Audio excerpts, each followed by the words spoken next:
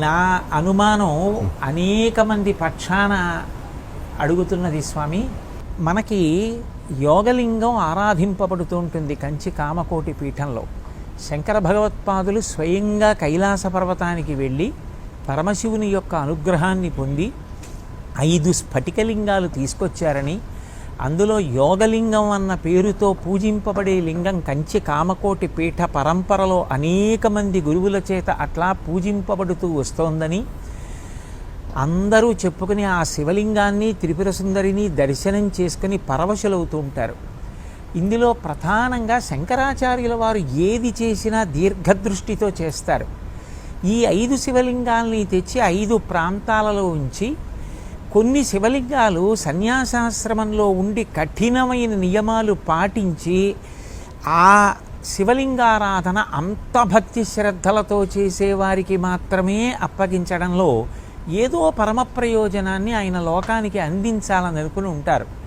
అది మీ వంటి మహాత్ముల ద్వారా వింటే మా దృష్టిలో మీరే శంకర భగవత్పాదులు కనుక ఆ 5 లింగాల వైనాన్ని వివరించవలసిందిగా మిమ్మల్ని ప్రార్థిస్తున్నాను స్వామి. శంభోర్మూర్తి శరతి భువనే శంకరాచార్య రూప. అంటే శివగురు ఆర్యాంబ దంపతి వృషాచలేశ్వరుడిని ప్రార్థన చేసుకుంటే ఆ పరమేశ్వరుడు అందరికీ వారి కృపాకటాక్షాన్ని అందిస్తారు. ఆ ఆర్యాంబ ఇలా చెప్తుంది, దయాళుతాం స్తువన్ని శంభోహో దీనేష్వపి మహత్స్వపి. మాకింత అనుగ్రహం చేశారని ఈ ఆర్యాంబ సంతోషిస్తుంది. వృషాచలేశం సతతం చింతయంతి మనోభవం దయాళుతాం స్తువన్ శంభోహో దీనేష్వపి మహత్స్వపి. అలా సర్వకరుణామూర్తి అయిన పరమేశ్వరుడు అక్కడ కాలటీలో పరమేశ్వర అవతారంగా వచ్చారు. ఆయన దేశమంతా పర్యటన పాదయాత్ర చేస్తూ కైలాస శిఖరానికి వెళ్ళి, కైలాస శిఖరే రమ్యే శంకరస్య శివాలయే దేవతాస్తత్ర మోదంతే అని దేవతలకు కూడా సంతోషం కలిగించే కైలాస శిఖరానికి వెళ్ళి వారి స్వహస్తంతో, పరమేశ్వరుడు యొక్క దివ్య హస్తంతో ఆ శివలింగాలన్నీ తీసుకొచ్చి, అదే కాకుండా స్తోత్రరూపం, మంత్రరూపం, ప్రజల యొక్క అనేక కామనలు, ప్రార్థనలు, విన్నపాల్ని స్తోత్రం పఠిస్తే నెరవేరుతుంది అనే ఆ కామ్యప్రదమైన దివ్యమైన సౌందర్య లహరి, ఈ రెండూ కూడా కైలాస శిఖరం పార్వతీ పరమేశ్వరుడు ఆది దంపతి చేత ఆయన స్వీకరించి ఇక్కడ స్వయంగా వారు అధిష్ఠించిన కంచి కామకోటి పీఠంలో, సర్వజ్ఞ పీఠం ఏదైతే కంచిలో ఉంటుందో అక్కడ జాగర్తి యోగేశ్వర అని చెప్పి యోగేశ్వరుడు, యోగచంద్రమౌళీశ్వరుడు అంటే వరలింగం, ముక్తిలింగం, మోక్షలింగం, భోగలింగం, అలా దాంట్లో ఇక్కడ కంచి కామకోటి పీఠానికి చెందిన యోగేశ్వరుణ్ణి ఇక్కడ పూజించారు. అందుకని జాగర్తి యోగేశ్వరుడు, యోగచంద్రమౌళీశ్వరుడు. అంటే దీంట్లో జ్ఞానం ముఖ్యము, త్యాగం ముఖ్యము, సేవా ముఖ్యం, సౌజన్యం ముఖ్యం. అందుకని తత్వాలు అంటే శివుడే అన్ని ఇస్తారట. ఇప్పుడు శ్రీనివాస సతాం గతి అన్నారు. విష్ణు సహస్రనామంలో దానికి భగవత్పాదాచార్యులు భాష్యం రాస్తూ శ్రీనివాస సతాం గతి చతుర్విధ పురుషార్థ సాధన హేతుభూత. అంటే ఆయన డబ్బు మాత్రమే ఇచ్చే స్వామి కాదు, విద్యని ప్రసాదిస్తారు, మంచి జ్ఞానాన్ని ప్రసాదించగలడు. అయినా మనం కోరుకునేది ఐశ్వర్యం ఆయన దగ్గర వెళ్ళి అనేది ప్రసిద్ధమైంది, కానీ ఆయన 4 ఇస్తారన్నారు.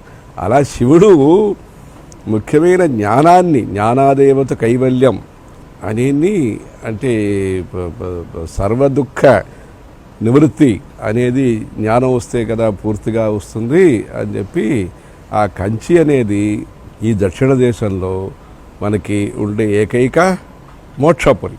అయోధ్య, మథుర, మాయా, కాశీ, కాంచీ, అవంతిక, పురి, ద్వారావతి, మిగిలినవి అక్కడ వేరు ప్రదేశంలో ఉంటాయి. ఇక్కడ అందుకని అక్కడ ఈ సర్వజ్ఞ పీఠం అని చెప్పి అందరి యొక్క తాపత్రయాల్ని తెలుసుకున్న వారు శంకరాచార్యులు.